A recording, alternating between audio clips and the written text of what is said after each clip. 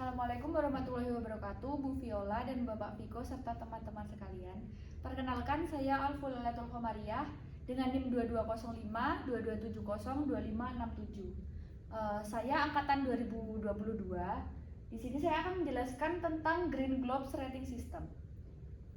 Untuk poin-poinnya sendiri, saya akan menjelaskan tentang pengertian.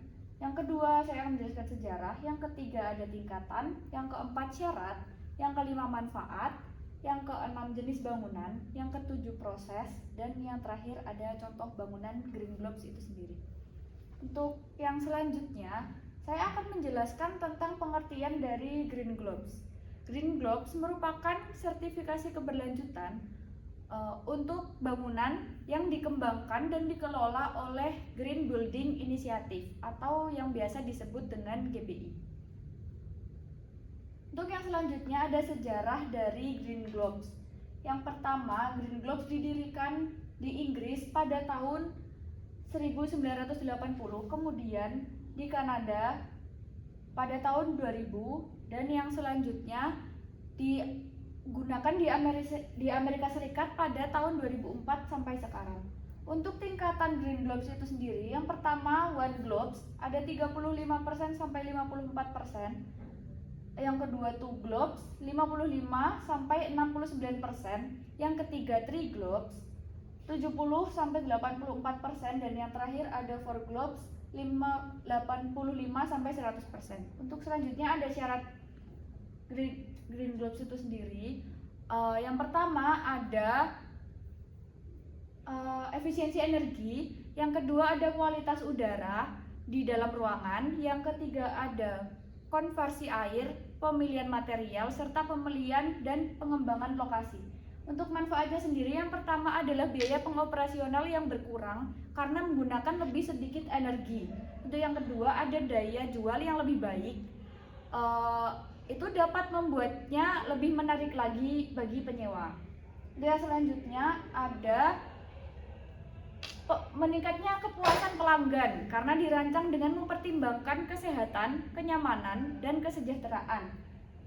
Untuk yang keempat ada meningkatnya kinerja lingkungan karena dirancang untuk membantu mengurangi emisi gas rumah kaca.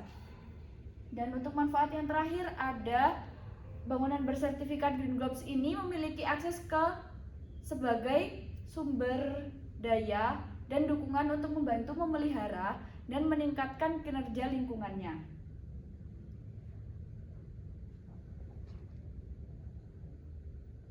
Untuk yang selanjutnya ada jenis bangunan yang memenuhi syarat untuk sertifikasi Green Globes. Yang pertama bangunan komersial, di situ ada bangunan retail dan bangunan perkantoran.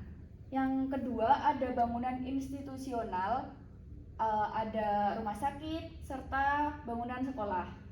Dan yang selanjutnya ada bangunan tempat tinggal, termasuk apartemen serta perumahan. Dan yang terakhir ada bangunan yang sudah ada. Jadi Green Globes ini mensertifikasi bangunan yang sudah ada maupun proyek konstruksi baru. Untuk yang selanjutnya di sini ada proses sertifikasi Green Globes. Yang pertama penilaian mandiri. Langkah pertama dalam proses sertifikasi Green Globes yaitu melengkapi kuesioner penilaian mandiri. Kuesioner ini diisi secara daring oleh pemilik atau operator gedung. Yang kedua ada penilaian di lokasi.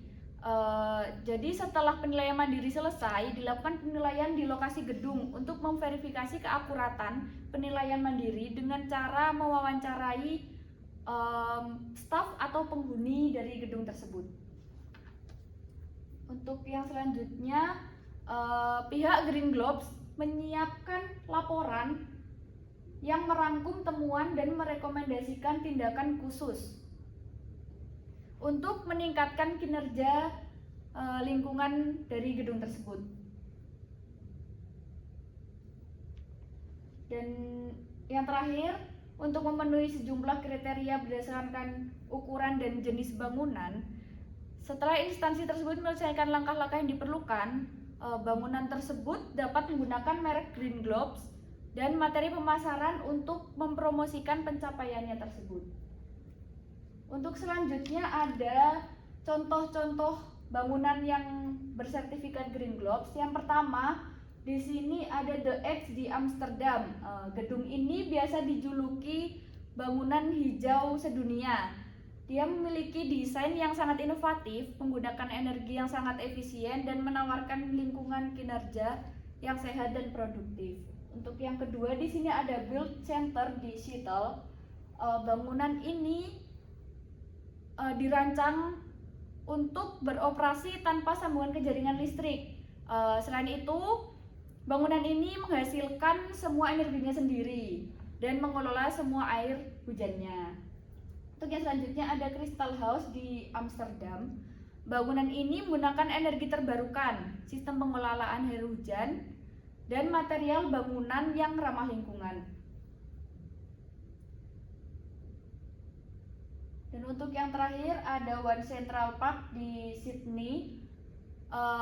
Ini merupakan kompleks apartemen mewah yang menggabungkan desain arsitektur dilengkapi dengan teknologi hijau. Bangunan ini dilengkapi dengan taman yang vertikal, panel surya, dan sistem pengumpulan air hujan.